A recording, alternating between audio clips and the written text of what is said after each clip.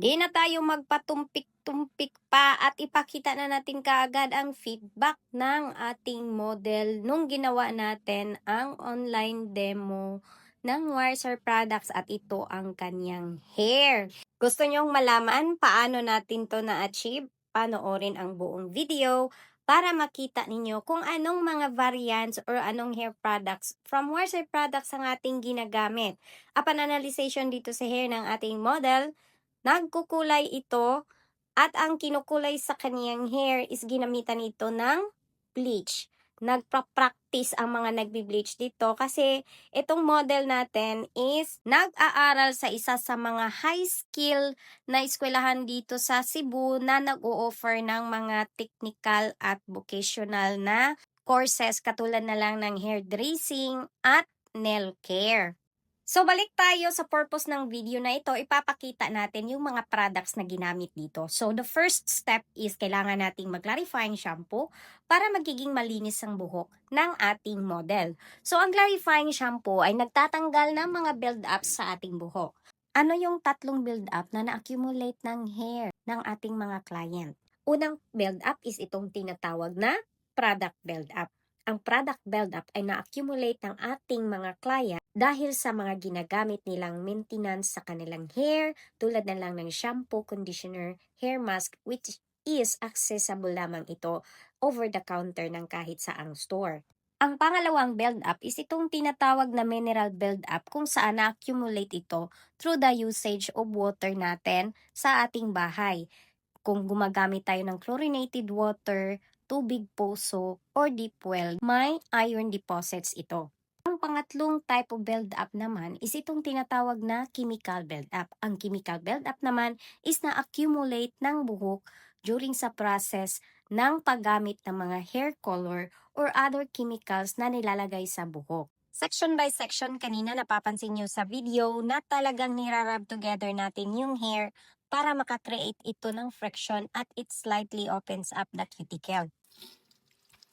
Okay, so ito yung palatandaan natin na tama na or malinis na yung hair at open na ang cuticle ng buhok after using clarifying shampoo. So, dito sa ginawa natin sa model natin, 2 beses tayong na clarifying shampoo, but I instructed the model before coming here, mag-shampoo lang sa kanilang bahay, kaya mas madali natin itong nalinis. So, ito yung palatandaan ha. The squeaky sound after the clarifying shampoo. Ayan.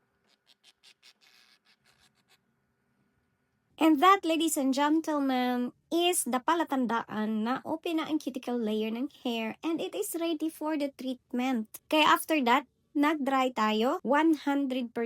Kailangang dry ang buhok 100% bago natin applyan ng Keratin Opti Straight na treatment. At eto na naman ang buhok ng ating model after natin itong mag-dry. At dito naman sa part na to, ito yung tinatawag natin na second analyzation sa hair or final assessment. Dito natin ma-determine kung anong type ng variant or anong klaseng variant ng Keratin Opti Straight ang ating i-apply sa ating model. So upon analyzation, nakita natin na kailangan din ito ma-straight ang kanyang hair and at the same time, kailangan nating mag-moisture deposit. At dahil dyan, magmi-mix tayo ng 2 variant. I-mix natin si blue variant at si red variant. Kasi si blue variant may mataas na concentration ng amino acid na siyang nakakapag-straighten ng hair, while ang ating red variant naman is may 30% moisturizing effect para makapag-deposit tayo ng moisture. So, ang mangyayari, while naka-leave ang treatment natin at hinayaan natin ito mag-process para sa straightening treatment, at the same time, nagdi-deposit ito ng moisture dun sa parts ng hair na kailangan ng moisture. So, ang ginawa namin, yung regrowth, yung walang kulay, ang nilagay natin is blue variant, pure na blue variant, at doon sa dulo na may kulay, naglagay tayo ng mix of blue variant and red variant. So, after application, i-cover natin ng plastic ang buhok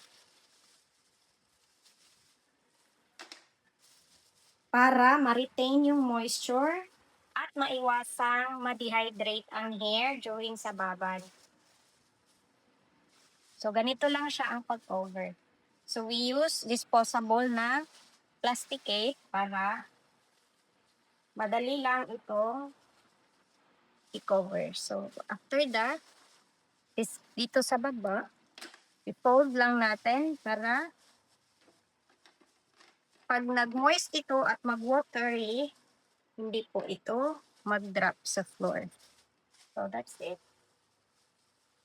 Binabad namin ng buhok ng model for about 3 hours. And after 3 hours, nagbanlaw kami and we proceed to the next procedure, which is the blow drying using thermal brush and ironing using the right temperature na kailangan sa buhok. Kasama ko nga pala dito ang isa sa mga brand ambassador ng Warser Products from Lapu-Lapu City na si Ma'am Celine John Abaqueta. So, ganyan lang. Ganyan ang mga peg na mga bebe na.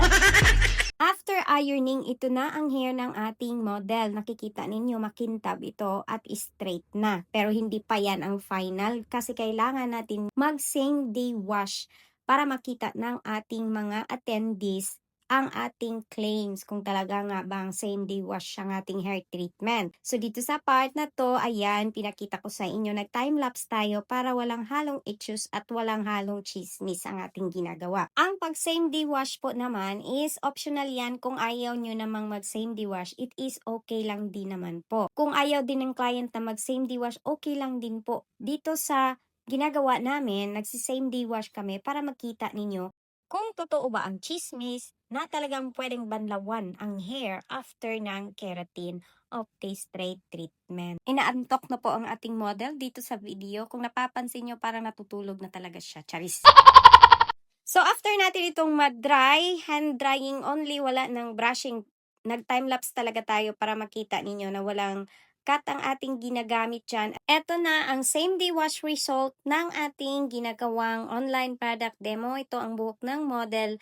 At ito naman ang feedback ng model after niya itong mabanlawan the next day and the next 2 days. So naghintay tayo ng 3 araw para makita ang resulta ng kaniyang buhok. Tandaan, ang tutorial video sa social media ay overview lang. Pero ang online training at mga salon exclusive training, dito mo talaga maintindihan ang science, tamang proseso, at strategy ng paggamit ng product. Kung gusto mong hindi lang maganda ang result, kundi safe at professional din ang execution mo sa client, kailangan mong maintindihan ang technical side ng treatment. Kaya ano pang hinihintay mo? Kung gusto mong mag-avail ng online demo or salon exclusive product demo, message ka lang sa link na nasa baba. Miss Yuri here. Thank you for watching and I'll see you again on my next video. Follow for more hairdressing tips and tutorials.